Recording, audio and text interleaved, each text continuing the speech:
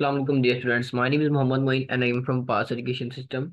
आज की इस वीडियो में आपके साथ एज यूनिवर्सिटी के फॉल एडमिशंस के बारे में डिस्कस करेंगे, जिनका आपके वेबसाइट से जो है वो एडमिशन ओपन कर दिए गए हैं और इसकी ऑनलाइन रजिस्ट्रेशन जो है आपकी 25 मार्च से स्टार्ट हो जाएगी और ऑनवर्ड 15 अप्रैल तक आपकी रहेगी। तो इसमें जो है अप्लाई करने का क्या तरीका है, इसका एलिजिबिलिटी क्राइटेरिया, इसमें किस तरीके से किस किस फील्ड में हम अप्लाई कर सकते हैं, उन तमाम चीज़ों को जो है हम इस वीडियो में डिस्कस करेंगे। तो आपको जैसे कि बताया, एयर यूनिवर्सिटी के जो है हमारे तीन मेन कैंपस है, एक इस्लामाबाद कैंपस, मुल्तान कैंपस और खैरिया कैंपस। इन सब के जो है वो अलग-अलग प्रोग्राम जो है हम इस वीडियो में डिस्कस करेंगे। सबसे पहले जो है अंडर ग्रेजुएट प्रोग्राम के बारे में डिस्कस करते हैं इस्लामाबाद कैंपस के। तो इसमें अंडर ग्रेजुएट प्रोग्राम में आपका 4 ईयर प्रोग्राम में मैकेनिकल इंजीनियरिंग है, biomedical engineering, computer engineering, electrical engineering है। इसके अलावा आपकी मैकाट्रॉनिक्स है और engineering, artificial intelligence, computer science.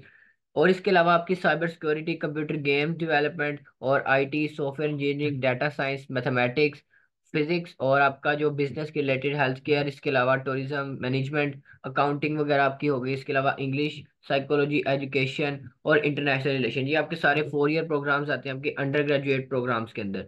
उसके बाद आपके जो इवनिंग प्रोग्राम है 4 ईयर्स के, उसमें आते हैं आपका कंप्यूटर साइंस है, साइबर सिक्योरिटी है, बीबीए का आपके पास है। उसके अलावा अकाउंटिंग फाइनेंस है, एविएशन मैनेजमेंट है। इसके अलावा इंग्लिश, साइकोलॉजी, एजुकेशन है आपकी, हेल्थ केयर मैनेजमेंट है, टूरिज्म और हॉस्पिटलिटी मैनेजमेंट। तो ये आपकी आती है 4 ईयर प्रोग्राम के इवनिंग प्रोग्राम्स के अंदर। इसके अलावा अगर आप कोई मास्टर वगैरह के लिए अप्लाई, अगर आपने इसके अंदर करना है या एमफिल के लिए अप्लाई करना है, तो उसके अंदर आपके मैकेनिकल इंजीनियरिंग प्रोग्राम है, बायोमेडिकल है, इलेक्ट्रिकल है, मैकाट्रॉनिक्स है, एरोस्पेस इंजीनियरिंग है। इसके अलावा एवियोनिक्स इंजीनियरिंग है, आईटी है। उसके बाद आपकी एआई भी है। इसके अंदर computer science, cyber security, computer development, मतलब गेम्स जो आप बनाती है उसकी। इसके अलावा आपकी सेम मैच जो आपके एमबीए वगैरह, फिर उसके अंदर आ जाता है मैथमेटिक्स, आ जाती है आपकी स्टैटिस्टिक्स, आ जाती है एजुकेशन।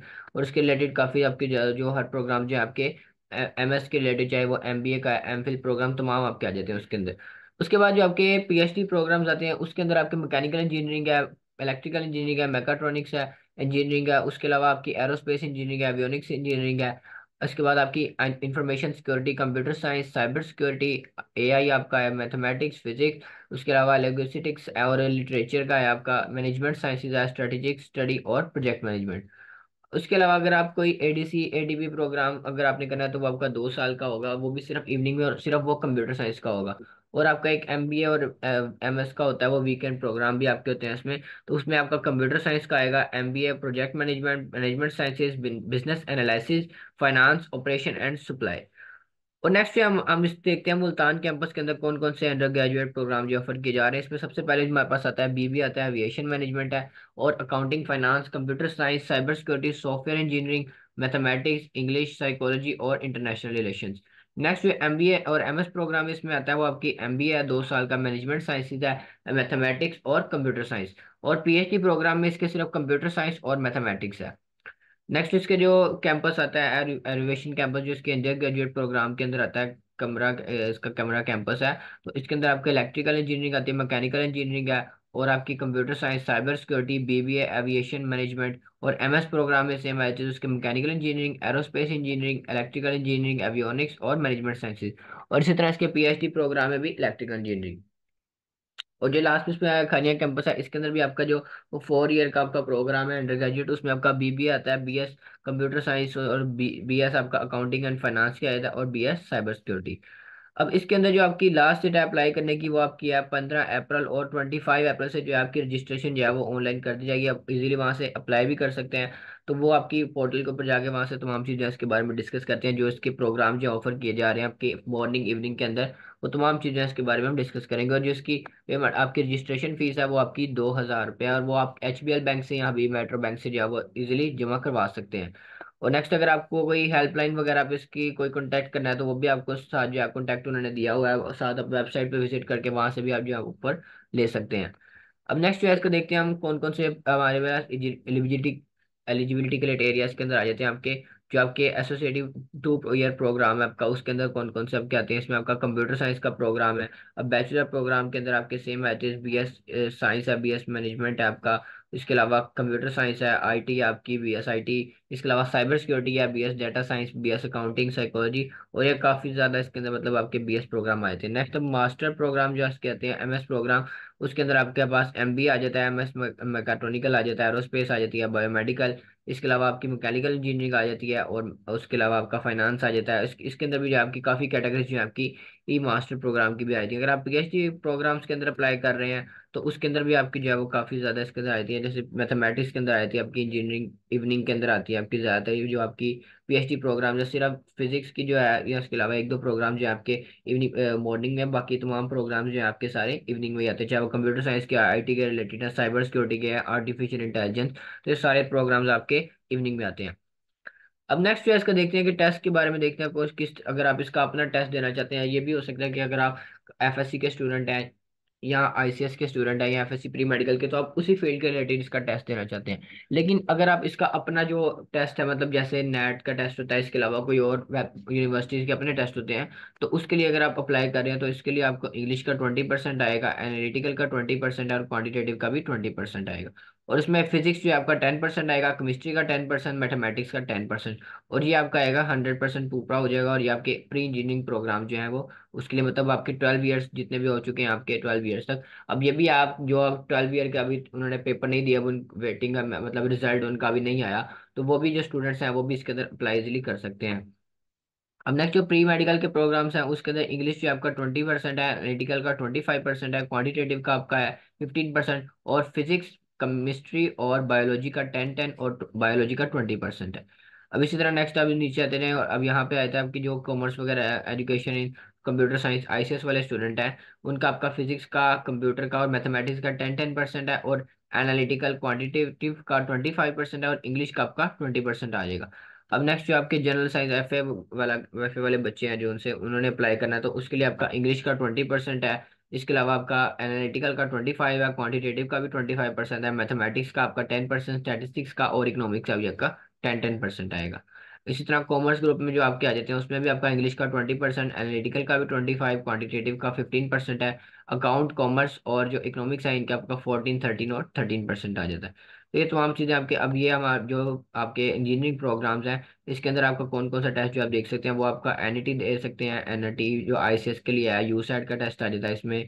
इसके अलावा भी अगर आप कोई और टेस्ट वगैरह देना चाहते हैं ई कैट के रिलेटेड, तो वो भी आप इसके लिए आपका चल सकता है, वो अभी आपके क्राइटेरिया के अंदर आ जाता है आपके। इसके अलावा अगर आप कोई और कंप्यूटर स्टडी के रिलेटेड अगर देना चाहते हैं तो वो भी आप यहाँ से दे सकते हैं। जैसे एनईटी का नेट के लिए आईसीएस का टेस्ट है, नेट का आईई का टेस्ट है, इसके अलावा नेट आईएम, यूसैट और सीएस का टेस्ट भी आप इजीली यहाँ पे देख सकते हैं। और अगर आप बीएस फिजिक्स के लिए अप्लाई कर रहे हैं तो वो आपका आईसीएस का जो नेट एनईटी है वो भी आप अप्लाई कर सकते हैं, यूसैट का टेस्ट भी है जो वो भी आप इसके लिए दे सकते हैं। तो ये सारे इसके अंदर आते हैं, लेकिन मिनिमम आपका जो है इसके अंदर आपके एंट्री टेस्ट के अंदर या यूनिवर्सिटी के टेस्ट के अंदर 50% स्कोर जो है आपका लाजमी होना चाहिए। उसके बाद जो इसका एग्री बनता है आपका, वो एस टी एक्विवेलेंट, मतलब आपकी 12वीं तक जो है वो 10% है। इसके अलावा एचएससी दूसरी जो आपकी हायर सेकेंडरी आ जाती है वो आपका आ जाता है 40%, और एंट्री टेस्ट का जो आपका 40% आता है, और टोटल आपके 100% बनते हैं मार्क्स।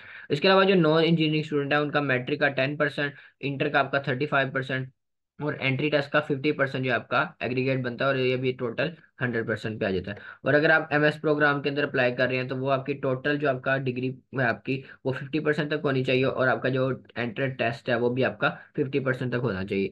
और अगर एमबीए के प्रोग्राम जो हैं वो आपके अब किसी और मतलब जैसे एनटीएस के रिलेटेड या गैट एचईसी या हैट के रिलेटेड जो आप देना चाहते हैं, तो उसके लिए भी आपके 50% स्कोर जो है वो लाजमी होना चाहिए। और पीएचडी कैंडिडेट्स का 60% स्कोर जो है आपका उसमें लाजमी होना चाहिए टेस्ट के अंदर। अब नेक्स्ट जो है इसके फॉर एडमिशन के जो है वो देख लेते हैं स्प्रिंग शेड्यूल्स वगैरह। तो इसका जो आपका फर्स्ट डेडलाइन है वो आपकी आएगी 15 अप्रैल को है।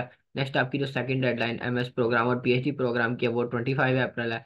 और आपकी जो कंप्यूटर बेस्ड टेक्नोलॉजी के ऊपर जो इस्लामाबाद के ऊपर आती है वो आपकी 18 अप्रैल को है। उसके बाद नेक्स्ट जो हमारे फॉल एडमिशन दो दफ़ा हमारे पास इसके खुलते हैं, एक दफ़ा हमारे इस जो आप ओपन हुए हैं ये हमारे ओपन, उसके बाद हमारे नवंबर जुलाई अगस्त में जाके हमारे पास स्प्रिंग एडमिशन जो है उसके वो भी ओपन होते हैं उसके बाद। अब उसमें भी आप अप्लाई कर सकते हैं, अगर इसमें आपने नहीं किया तो आप उसमें भी जो है अप्लाई कर सकते हैं। इस तरह जो है सारी चीज़ें जो है इसके अंदर डिस्कस है। फी डेडलाइन भी है, इसके अलावा आपने डॉक्यूमेंट्स वगैरह अपलोड करने हैं, वो सारी चीज़ें इसके अंदर, लास्ट डेट्स जो है उनकी तमाम चीज़ें इसके अंदर अंदर आती हैं। हम जैसे देखें यहाँ पे ओरिएंटेशन का भी आ रहा है, फी फीड डेडलाइन MS प्रोग्राम की अलग होती है, इसके अलावा BS प्रोग्राम की और अपने बैचलर्स प्रोग्राम की सबकी अलग अलग फीस है। उसके बाद अगर आप ओरिएंटेशन डे जो है आपका 11 सितंबर को होगा 2024, और फर्स्ट डे ऑफ क्लास आपकी 12 सितंबर को आएगी। अब नेक्स्ट जो है इसमें स्कॉलरशिप के लिए अभी आप अप्लाई कर सकते हैं अगर कोई नीडी पर्सन वगैरह है। तो इसमें आप एक तो है ना मेरिट की बेस पे अप्लाई कर सकते हैं, वो आपका इसमें 3.5 CGPA होना चाहिए कि BS डिग्री में। उसके अलावा अगर दूसरी स्कीम ये है कि अगर आपका 3.5 GPA नहीं बन सका, तो आप अपनी जो आपकी फीस है, जो आपकी मतलब जो टोटल आपकी फीस है वो भी आपकी हाफ हो जाएगी उसके रिलेटेड। और जो आपने अपना मेरिट बनाया हुआ है, मतलब जैसे आपका मेरिट 3.5 GPA था, उसके अंदर आपकी जो ट्यूशन फीस है वो 100% जो है वो आपकी कम हो जाएगी पूरी। और अगर पहले अगर आपने 40,000 पर मंथ दे रहे थे तो वो आपका 20,000 पर हो जाएगा। उसके अलावा 50% आपकी आ जाती है एक और थर्ड स्कीम जो है, इसमें आपका 3 GPA जो है वो होना चाहिए। अब नेक्स्ट जो है आपका आ जाता है अगर आप नीडी बेस पे अप्लाई कर रहे हैं या कोई और मेरिट बेस पे अप्लाई कर रहे हैं, तो ये वो तमाम प्रोग्राम भी आपके पास यहाँ पे मेंशन है। मतलब जैसे ये सास अंडर ग्रेजुएट स्कॉलरशिप है, HEC है, एयर यूनिवर्सिटी बेस्ड के रिलेटेड है, PAF के है। उसके अलावा एयर यूनिवर्सिटी एम्प्लॉय डिस्काउंट है, HEC, ये तमाम इसके ऊपर डिस्कस है। और ये आपके फाइनेंशियल ग्रांट्स और एलिजिबिलिटी क्राइटेरिया भी आपके साथ इसके अंदर आ जाता है। तो ये तमाम चीज़ें आप आपकी स्कॉलरशिप के रिलेटेड आपकी तमाम मेंशन है, जो जो आप अप्लाई करना चाहते हैं स्कॉलरशिप के लिए वो भी इजीली यहाँ पे कर सकते हैं।